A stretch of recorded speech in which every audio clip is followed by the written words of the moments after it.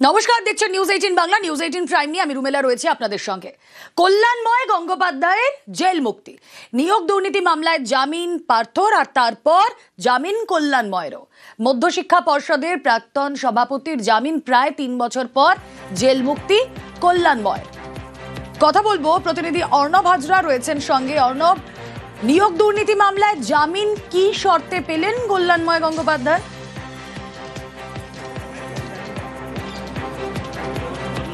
দেখো, এই শর্ত কার্যত সুপ্রিম কোর্ট ইতিমধ্যেই নির্দিষ্ট করে দিয়েছে। তদন্তে সহযোগিতা করতে হবে, যেগুলো অত্যন্ত গুরুত্বপূর্ণ সাক্ষ্য, সেই সাক্ষ্য যা সেগুলো কমপ্লিট করতে হবে। এবং এই গুরুত্বপূর্ণ নিয়োগ দুর্নীতি মামলায় সাক্ষ্য কারা হতে পারেন তার একটা তালিকা সিবিআই ইতিমধ্যেই আদালতে জমা দিয়েছে, বিশেষ আদালতে। সেখানে 8 জনের নাম এবং সেই প্রক্রিয়াটাও সম্পূর্ণ হয়েছে। এবং একটি মাত্র মামলা শিক্ষক নিয়োগ সংক্রান্ত, সেখানে RC3 অর্থাৎ সিবিআইয়ের রেগুলার কেস নাম্বার 3, সেই মামলায় জামিনটার জন্যই এতদিন জেলে আটকে ছিলেন। বাকি সমস্ত মামলায় মোট 4টে রেগুলার কেস সিবিআইয়ের মামলা। এই রেগুলার কেসগুলি গ্রুপ সি, গ্রুপ ডি, নবম, দশম, একাদশ, দ্বাদশের। অন্যদিকে একটি ইডির মামলা। এই মোট 5টি মামলায় অভিযুক্ত ছিলেন। 4টি মামলায় তিনি জামিন পেয়ে গিয়েছিলেন। একমাত্র রেগুলার কেস নাম্বার 3 যে মামলা, সেই মামলায় জামিন তিনি পাননি। যে মামলা জামিন আজ পেলেন কল্যাণময় গঙ্গোপাধ্যায়, প্রাক্তন মধ্যশিক্ষা পর্ষদের সভাপতি। এবং এই মুহূর্তে কলকাতা হাইকোর্টের নির্দেশের কপি হাতে পাওয়া এবং সেটা একেবারেই বেলবন্ড হিসেবে নিম্ন আদালতে যে জুরিসডিকশন আন্ডারে তিনি জেলে রয়েছেন, যে কোর্টের জুরিসডিকশন আন্ডারে, সেখানে প্লেস করা। সেক্ষেত্রে মনে করা হচ্ছে কালকের মধ্যে তিনি হয়তো জেল থেকে বেরিয়ে যাবেন, পুরো প্রক্রিয়া সম্পূর্ণ হয়ে যাবে। এক্ষেত্রে 8 জন স্বাক্ষর বাদ দিয়ে আরও 2 জন যারা গুরুত্বপূর্ণ সাক্ষী হতে পারে তাদেরকে সামনে নিয়ে আসে সিবিআই। এবং সিবিআই জানায় যে কল্যাণময় গঙ্গোপাধ্যায় পর্ষদ সভাপতি থাকাকালীন যাদের এই ধরনের দুর্নীতির কাজ করার জন্য ইনস্ট্রাকশন দিয়েছেন, সেই 2 জন যারা কোভিড পিরিয়ডে অস্থায়ী কর্মী হিসেবে এসএসসিতে কাজ করতেন, সেই 2 জনের সাক্ষ্য অত্যন্ত গুরুত্বপূর্ণ। এই 2 জন কীরকম এমন সাক্ষ্য দেবেন যাতে কাস্টাডিতে রেখে এই বিচার প্রক্রিয়া এগোতে হবে, এটা দেখতে চান বিচারপতি তীর্থঙ্কর ঘোষ। আজ তার জন্য সময় নির্দিষ্ট ছিল। আজকে যখন এই তথ্যগুলো দেখানো হয় সিবিআই তরফে, বিচারপতি স্পষ্টভাবে জানান যে 8 জনের গুরুত্বপূর্ণ স্বাক্ষর কথা বলা হয়েছে, যেটা সুপ্রিম কোর্টের নির্দেশ অনুযায়ী ইতিমধ্যেই সিবিআই আদালতে জমা দিয়েছে সিবিআই বা এজেন্সি। এর বাইরে যে 2 জনের কথা বলা হচ্ছে সেটা এতটা গুরুত্বপূর্ণ নয়। এই 2 জনের সাক্ষ্য রেকর্ড করার জন্য এই কল্যাণময় গঙ্গোপাধ্যায়কে জেলে আটকে রাখতে হবে। কাজেই তাকে অন্যান্য মামলার যে ধরনের শর্ত, জামিনের শর্ত, একই রকম তদন্তে সহযোগিতা করবে, বিচার প্রক্রিয়ায় অংশ নেবে এবং যখন সিবিআই বলবে বিচার প্রক্রিয়া বা এজেন্সি যেভাবে ডাকবে তদন্ত প্রক্রিয়া, বিচার প্রক্রিয়া সহযোগিতা করবে, এই শর্তেই তিনি জামিন পেয়েছেন। এরপর 15ই সেপ্টেম্বর 2022 থেকে আজ নভেম্বর মাস, প্রায় 3 বছর 2 মাস তিনি কাস্টাডিতে রয়েছেন। এই মামলা সর্বোচ্চ শাস্তি 7 বছর, যদিও পিএমএলএ একটা সেটা 6 বছর, অর্থাৎ প্রায় অর্ধেক সাজা তিনি ইতিমধ্যেই বিচার প্রক্রিয়া সম্পূর্ণ হওয়ার আগেই জেলে কাটিয়েছেন, সংশোধনাগারে কাটিয়ে ফেলেছেন। এই অবস্থায় তার জামিন পাওয়াটা বাই ডিফল্ট, কারণ এক্ষেত্রে সিবিআইয়ের ওপরে দায় বর্তায় এই বিচার প্রক্রিয়া সম্পূর্ণ না করার কারণ হিসেবে। এক্ষেত্রে সিবিআই যুক্তি ছিল একাধিকবার বিচার প্রক্রিয়া শুরু করার ক্ষেত্রে তাদের যে কনসেন্ট বা অনুমতি নিতে হয় সংশ্লিষ্ট কর্তৃপক্ষের কাছ থেকে, সেগুলি না পাওয়ার কারণে এই বিচার প্রক্রিয়া করতে তাদের দেরি হয়েছে।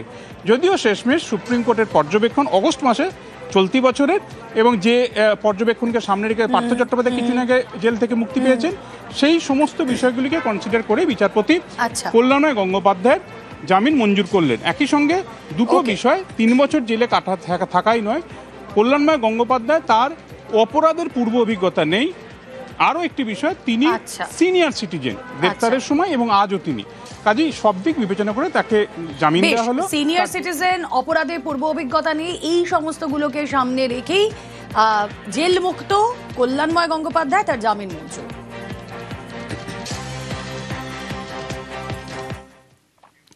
এবার এসএসসির পর প্রাথমিকে নিয়োগ, আজ থেকেই প্রাথমিকের শিক্ষক নিয়োগের প্রক্রিয়া শুরু। বিজ্ঞপ্তি জারি প্রাথমিক শিক্ষা পর্ষদের। আজ দুপুর 3টে থেকেই অনলাইনে আবেদন। 9 ডিসেম্বর পর্যন্ত অনলাইনের আবেদনের সুযোগ টেট উত্তীর্ণদের। কিভাবে আবেদন, কিভাবে চলবে এই নিয়োগ প্রক্রিয়া জানবো, প্রতিনিধি সোমরাজ বন্দ্যোপাধ্যায় রয়েছেন সঙ্গে। সোমরাজ, দেখো, তোমাকে প্রথমেই জানিয়ে রাখি, এই নিয়োগে 2014 সালে টেট উত্তীর্ণ থেকে শুরু করে 2017, 2022 এবং 2023 4টি বছরে টেট উত্তীর্ণরাই আবেদনের সুযোগ পাবেন।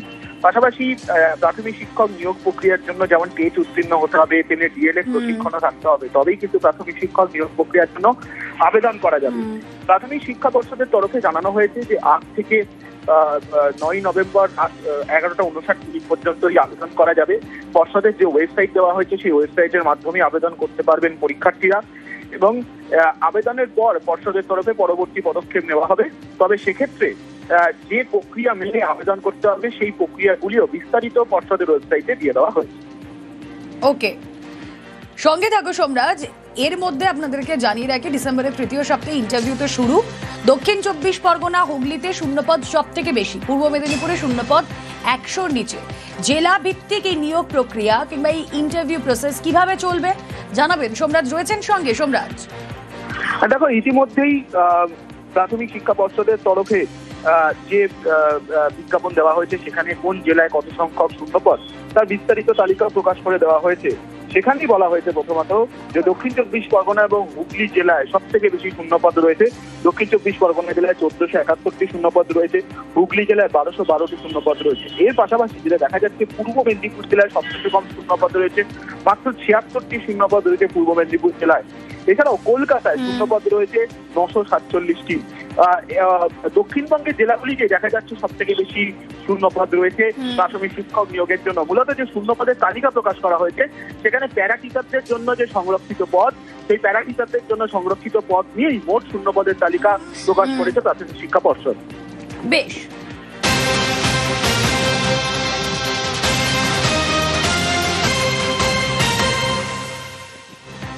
ইন্টারভিউয়ে দাগি শিক্ষকদের তালিকা প্রকাশের নির্দেশ, কারণ প্রাথমিক নিয়োগে স্বচ্ছতার দিকে নজর দিতে হবে।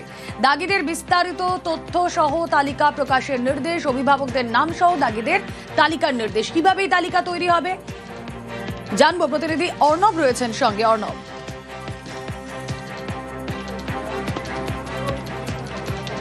দেখো, ইতিমধ্যেই এসএসসির প্রায় 36,000 শূন্যপদের নিয়োগের ইন্টারভিউর প্রাথমিক ইন্টারভিউ তার একটা তালিকা প্রকাশিত হয়েছে। ভেরিফিকেশন পর্ব চলছে, ইন্টারভিউ শুরু হবে কয়েকদিনের মধ্যে।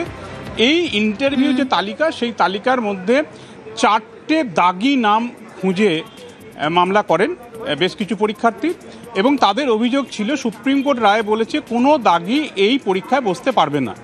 এটা জানার পরও কিভাবে ইন্টারভিউ তালিকায় দাগিদের জায়গা এলো। এক্ষেত্রে এসএসসির অবস্থান স্পষ্ট করে জানায়, 2 জন দাগিকে তারা চিহ্নিত করতে পারছে, কিন্তু তারা শারীরিক প্রতিবন্ধী বা ফিজিক্যালি ডিসেবল। এই বিষয়ে সুপ্রিম কোর্টের যে নির্দেশ রয়েছে 3রা এপ্রিল 2025, সেই রায় তারা পড়ে যা বুঝেছেন আইনজীবীদের সাথে পরামর্শ করে, তাতে এই শারীরিক প্রতিবন্ধীদের তারা যদি টেন্টেড বা দাগি হন তাহলেও তাদের পরীক্ষা বসতে দেওয়া যায়, এটা তাদের বোঝাপড়া। কাজেই এই জায়গা থেকেই তাদের পরীক্ষা বসতে দেওয়া হয়েছে। বাকি 2 জনের ক্ষেত্রে নামের স্পেলিং বা বিভিন্ন ম্যাচ করছে না, তারাও বুঝতে পারছে না কোন দাগিদের কথা বলা হচ্ছে। এই জায়গা থেকে বিচারপতি অমৃতা সিনহা বলেন, সুপ্রিম কোর্টের রায় তিনিও এজলাসে বসে পড়লেন এবং পড়ে তিনি যে মানে খুঁজে পেলেন তাতে কোনো দাগির এই পরীক্ষায় বসা, সেটা ফিজিক্যাল ডিসেবল হতে পারে বা অন্য কোনো ক্যান্ডিডেট হতে পারে, বসার কোনো ছাড় সুপ্রিম কোর্ট দেয়নি। এই অবস্থায় দাগি কারা এটা খোঁজার জন্য দাগিদের বিস্তারিত তালিকা, সেক্ষেত্রে নাম, অভিভাবকের নাম, স্কুলের নাম, যদি সম্ভব হয় তাদের ওএমআর, এগুলি প্রকাশ করার নির্দেশ দেওয়া হয়েছে। যত দ্রুত সম্ভব, এসএসসি জানায় কতদিনের মধ্যে, যত দ্রুত সম্ভব তারা এটা প্রকাশ করবে এমনটা জানিয়েছেন। এই তালিকা প্রকাশ পেলে ইন্টারভিউ তালিকার সঙ্গে ম্যাচ করে আর কোনো দাগি রইল কিনা সেটা খুঁজতে মামলাকারীরা খুঁজবেন, বা তাদের আবেদনও সেটা ছিল, সেই অনুযায়ী প্রক্রিয়া এগোবে। 3রা ডিসেম্বর এই মামলার পরবর্তী শুনানি, অর্থাৎ দাগি আরও কেউ আছে কিনা সেটা খোঁজার জন্য এবার দাগিদের বিশদ তথ্যসহ তালিকা প্রকাশ করার নির্দেশ এসএসসিকে। বেশ। যে টেন্টেড লিস্ট, শুধু রোল নাম্বার রয়েছে আর নাম রয়েছে, একই নামের ব্যক্তি এই গোটা পশ্চিমবঙ্গে কয়েক শোয়া হয়তো বা আছে। একই নামের ব্যক্তি নেক্সট রিক্রুটমেন্ট প্রসেসেও বসেছে অন্য একটি সাবজেক্টে, আপনি আইডেন্টিফাই করবেন কি করে? টেন্টেড ক্যান্ডিডেটদের যে লিস্ট উইথ অল ডিটেলস, সেটা প্রকাশ করেনি আমাদের স্পেসিফিক প্রেয়ার। আজকে মহামান্য বিচারপতি সেই নির্দেশ দিয়েছেন যে টেন্টেড ক্যান্ডিডেটদের যে লিস্ট সেটা উইথ অল ডিটেলস প্রকাশ করতে হবে, নাহলে ট্যালি করা সম্ভব হবে না, যত শীঘ্র সম্ভব। এসএসসি পরীক্ষায় অভিজ্ঞতার 10 নম্বর নিয়ে মামলা। এসএসসির অবস্থান জানতে চাইল হাইকোর্ট। ইংরেজি রসায়নে পার্ট টাইম শিক্ষকদের নম্বর, মামলাকারীদের 10 নম্বর দেওয়া হবে না কেন? এসএসসির অবস্থান তলব বিচারপতি অমৃতা সিনহার। 2রা ডিসেম্বরের মধ্যে অবস্থান জানানোর নির্দেশ। কথা বলবো, অর্ণব হাজরা রয়েছেন সঙ্গে। অর্ণব, দেখো, আবারও সেই গত এই নতুন যে নিয়োগ প্রক্রিয়া, তাতে পূর্ব অভিজ্ঞতা 10 নম্বর মার্কস নিয়ে একাধিক মামলা হয়েছে, যেটা সুপ্রিম কোর্টের বিবেচনাধীন রয়েছে। মূল বিষয়টা যে কারা পাবে কারা পাবে না, এক্ষেত্রে যে মামলাটা বিচারপতি অমৃতা সিনহার বেঞ্চে আসে, জানানো হয় মামলাকারী তারাও পার্ট টাইম টিচার, কিন্তু পার্ট টাইম টিচার তারা যখন এসএসসির কাছে আবেদন করে তাদের বলা হয় তারা পার্ট টাইম টিচার, আংশিক সময়ের শিক্ষক, তাদের অভিজ্ঞতার কোনো নম্বর জমা হবে না এসএসসির এই যে প্রক্রিয়া তার মধ্যে, অর্থাৎ অভিজ্ঞতা নাম্বার তারা পাবেন না। এই অবস্থায় তারা যে ইন্টারভিউ তালিকা প্রকাশ পেয়েছে সেখানে নির্দিষ্টভাবে 2টো উদাহরণ তারা আদালতের সামনে পেশ করেন এবং সেই পেশ করার পর দেখান রসায়নে একজন এবং ইংরেজিতে আরও একজন, যারা একাদশ দ্বাদশ বা পোস্ট গ্র্যাজুয়েট লেভেলে, তারা কিন্তু পার্ট টাইম টিচার হিসেবে ওই নাম্বার তাদের যোগ করার পরেই তারা কাট অফ মার্কসের যে গণ্ডি সেটা পেরিয়ে তারা ইন্টারভিউ তালিকায় জায়গা পেয়েছেন, অথচ পার্ট টাইম টিচার হিসেবে এই মামলাকারী তিনি সুযোগ পাননি।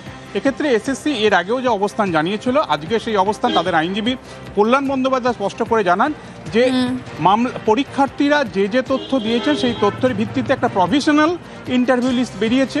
ভেরিফিকেশন পর্বে এই ধরনের পার্ট টাইম টিচার যদি কেউ থেকে থাকেন তাদেরকে বাদ দেওয়া হবে। এক্ষেত্রে বিচারপতি অমৃতা সিনহা যদিও এসএসসির এই সওয়ালের মধ্যে বিষয়টিকে সীমাবদ্ধ না রেখে তিনি অবস্থান জানানোর জন্য সরাসরি এসএসসির উদ্দেশ্যে একটা নির্দেশ জারি করলেন, যেটা 2রা ডিসেম্বরের মধ্যে এসএসসিকে জানাতে হবে পার্ট টাইম টিচারদের কাউকে নাম্বার দেওয়া হয়েছে কিনা, দেওয়া হয়ে থাকলে ইন্টারভিউ তালিকা তারা জায়গা পেলে তাদের ক্ষেত্রে কমিশন কি পদক্ষেপ নিয়েছে, পুরো বিষয়টা এসএসসি যা তথ্য রয়েছে সেটা ইনস্ট্রাকশন বা অবস্থান আকারে আদালতকে জানাবে। 2রা ডিসেম্বর এই মামলার পরবর্তী শুনানি। ওকে, এবার যে খবরে নজর রাখবো, নিউ টাউনে আগুন। একটি সংস্থার পরিত্যক্ত জায়গায় আগুন, ভিতরে লোহা কাটার কাজ চলছিল আর সেই সময় আগুন লাগে বলে অনুমান। প্রচুর শোলা মজুদ থাকায় আগুন ছড়িয়ে পড়ে। যে ছবি আপনারা দেখছেন, নিউ টাউনে একটি সংস্থার পরিত্যক্ত যে জায়গা সেখানে আগুন লাগে। অনুপ চক্রবর্তী জানাতে পারবেন in detail. Anup, New Town eco পার্কের কাছে মূলত একটি উল্টো দিকে একটি পরিত্যক্ত জায়গার কোম্পানি, সেখানে প্রচুর পরিমাণে দাহ্য পদার্থ মজুত করা ছিল, সোলা যেমন মজুত করা ছিল, প্রচুর শুকনো গাছ থেকে শুরু করে কাঁচা গাছ ছিল এবং সেখানে কিন্তু যেমন লোহা কাটার কাজ চলছিল সেখানে আগুনের ফুলকি ছিটকে আগুন লাগার কিন্তু ভয়াবহ ঘটনা ঘটে। ইতিমধ্যে দমকলের 4টি ইঞ্জিন, আরো 2টি ইঞ্জিন ঘটনাস্থলে পৌঁছেছে। ইতিমধ্যে আগুন নিয়ন্ত্রণে আনার চেষ্টা করছে এবং ভিতরে প্রচুর পরিমাণে সোলা এবং কেমিক্যাল জাতীয় জিনিস মজুত থাকার জন্য আগুন কিন্তু ভয়াবহ আকার নেয়। দমকল কর্মীরা চারদিক থেকে জল দিয়ে ইতিমধ্যে আগুন আয়ত্ত করার চেষ্টা করছে, যদিও মনে করছে যে আশেপাশে কোনো বস্তি বা কোনো কিছু বাড়ি না থাকার জন্য বড় কোনো দুর্ঘটনা ঘটবে না, কিন্তু চারপাশ দিয়ে জল দিয়ে ইতিমধ্যে আগুন আয়ত্তে আনার চেষ্টা করছে দমকল আধিকারিকরা। ওকে,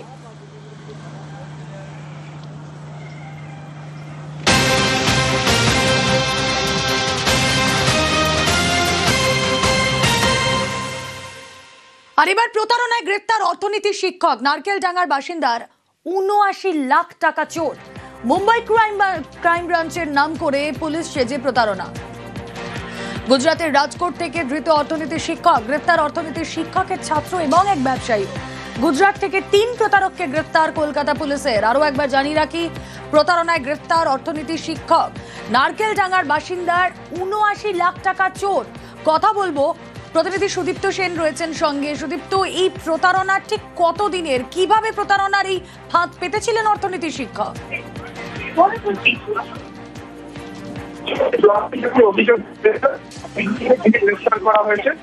তোমার অডিও ক্লিয়ার নয় সুদীপ্ত, আরো একবার জানিয়ে রাখি আমাদের দর্শকদের, প্রতারণায় গ্রেপ্তার অর্থনীতির শিক্ষক। নারকেলডাঙ্গার বাসিন্দার থেকে ৭৯ লাখ টাকা হাতিয়েছেন তিনি। মুম্বাই ক্রাইম ব্রাঞ্চের নাম করে পুলিশ সেজে প্রতারণা। গুজরাটের রাজকোট থেকে ধৃত অর্থনীতির শিক্ষক। গ্রেপ্তার অর্থনীতির শিক্ষকের ছাত্র এবং এক ব্যবসায়ী। কিভাবে মুম্বাই ক্রাইম ব্রাঞ্চের নাম করে পুলিশ সেজে এই প্রতারণার ফাঁদ পেতেছিলেন অর্থনীতির শিক্ষক অভিযুক্ত, জানবো। সুদীপ্ত রয়েছেন সঙ্গে। সুদীপ্ত, এবং কলকাতার এক প্রবীণ নাগরিক, তাকেই ফোন করা হয় এবং মুম্বাই ক্রাইম ব্রাঞ্চের নাম করে ৭৯ লাখ টাকা প্রতারণা করা হয়েছে। গুজরাটের রাজকোট থেকে গ্রেপ্তার করা হয়েছে অর্থনীতির শিক্ষক ধরু রবিকান্ত বকুল গোপাল ভাই সহ তার আরো একজন ছাত্রকে, তার নাম সন্ধান বা জিনেশ নরেন্দ্র ভাই, এবং আরো একজন ব্যবসায়ী চন্দ্রা বিপুল কুমার বান্না ভাই। এখন যেটা দেখা যাচ্ছে এবং যে অভিযোগ ছিল কলকাতার প্রবীণ নাগরিকের, যে প্রথমে তাকে ফোন করা হয়েছে, নাম করে ফোন করা হয়েছিল এবং বলা হয়েছিল তার যে ব্যাংক থেকে যে ট্রানজাকশন হয়েছে তা বিভিন্ন অপরাধীদের কাছে গিয়েছে, তার যে বাকি ব্যাংকের অর্থ রয়েছে তা তাদেরকে দিতে হবে এবং আরবিআই এর একটি নির্দিষ্ট ডিপার্টমেন্টের নাম করে সেখানে ঘটনার কথা বলা হয়েছে। সেই মতো একটি অ্যাকাউন্ট নাম্বারও দেওয়া হয় এবং তারপরে ৭৯ লাখ টাকা ট্রান্সফার করা হয় ওই প্রবীণ নাগরিকের পক্ষ থেকে, এবং যেটা জানা যায় যে পুরোটাই প্রতারণা ছিল। পরবর্তী ক্ষেত্রে অভিযোগ দায়ের হলে পরে কলকাতা পুলিশের সাইবার ক্রাইম ব্রাঞ্চ গুজরাটে যায় এবং গুজরাট পুলিশের সঙ্গে কথা বলেন এবং তারপরে কিন্তু ৩ জনকে গ্রেফতার করা হয়েছে। ওদেরকে ১৪ দিনের চিঠি দেওয়া হয়েছে। ওকে,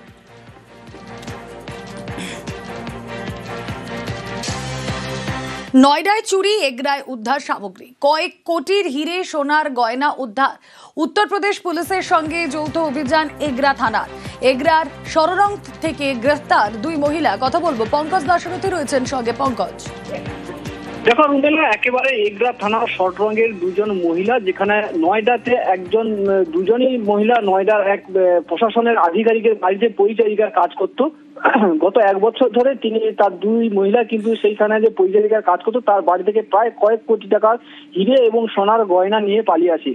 সেই ক্ষেত্রে সেখানে সেই নয়ডা পুলিশের, যেখানে উত্তরপ্রদেশের পুলিশের কাছে অভিযোগ দায়ের করেন সেই নয়ডার যার বাড়ি থেকে চুরি হয়ে যায়। 1 বছর ধরে তদন্ত চলছিল। তারপরে কিন্তু গতকাল রাতে যেখানে উত্তরপ্রদেশের পুলিশ এবং এগরা থানার পুলিশ যৌথ অভিযান চালিয়ে এগরা থানার সররং থেকে এই 2 মহিলা, একজনের নাম মামনি যাদব আর একজনের নাম মণি যাদব, 2 জনকে কিন্তু গ্রেফতার করে। তাকে আজকে কাঁথি মহকুমার আদালতে নিয়ে গিয়ে ট্রানজিটিভ রিমান্ডে তারা কিন্তু নিয়ে যাবে। তবে এগরা থানার পুলিশ এবং উত্তরপ্রদেশের পুলিশ যৌথ উদ্যোগে একটি বড় সাফল্য, যেখানে পরিচারিকার কাজ করে কোটি কোটি টাকার সোনার গয়না হাতিয়ে নিয়েছিল এই 2 মহিলা। ওকে,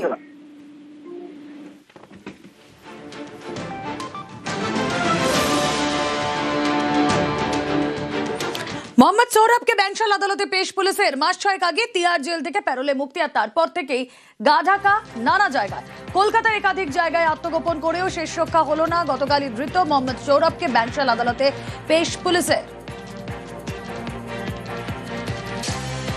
কলকাতা দিল্লি পুলিশের যৌথ অভিযানে পাকড়াও মোহাম্মদ সৌরভ। 6 মাস আগে প্যারোলে মুক্তি, আর তারপরই কলকাতায় গা ঢাকা দিয়েছিল মোহাম্মদ সৌরভ।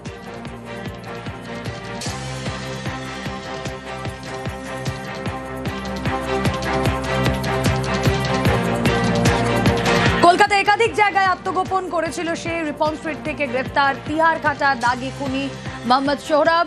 ধৃতের বিরুদ্ধে 6টি খুন সহ একাধিক অপরাধের মামলা রয়েছে। প্রথমে পার্ক স্ট্রিটে দিন কয়েক গা ঢাকা দেয় মোহাম্মদ সৌরভ, সেখান থেকে তপসিয়া। কিছুদিন অ্যাপ বাইকও চালায় সে, সেটাও আরেকজনের আইডি নিয়ে।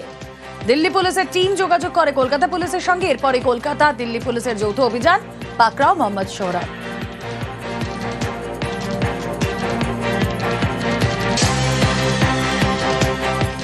আর এবার দেখুন প্রতারণার এক অন্য ফাঁদ। চিটফান্ড খুলে কোটি কোটি টাকার প্রতারণা। 2 বছর ধরে অফিস খুলে দেদার জালিয়াতি। হুগলির চুঁচুড়ার খাদিনা মোড়ের ঘটনা। ট্রেডিং এ অল্প সময় বেশি মুনাফার ফাঁদ।